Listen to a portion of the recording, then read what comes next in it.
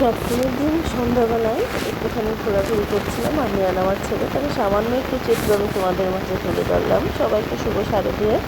আমি জয়ন্তী হালদার। আর দেখো আমাদের পাশে যে পুজোটি হচ্ছে একদম ঘরের পাশে, সেখানেই সন্ধ্যাবেলা গিয়ে আমি আর আমার ছেলে বসে থাকি। ও সারাক্ষণ শুধু এই লাইটিং পর্যবেক্ষণ করে।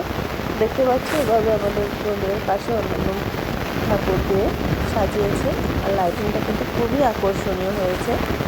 আর দেখো আমার ছেলেটা কিন্তু আজকে প্রথম ষষ্ঠীর দিনে নাচ করেছে। সামান্য এটুকুই আমার কাছে রয়েছে।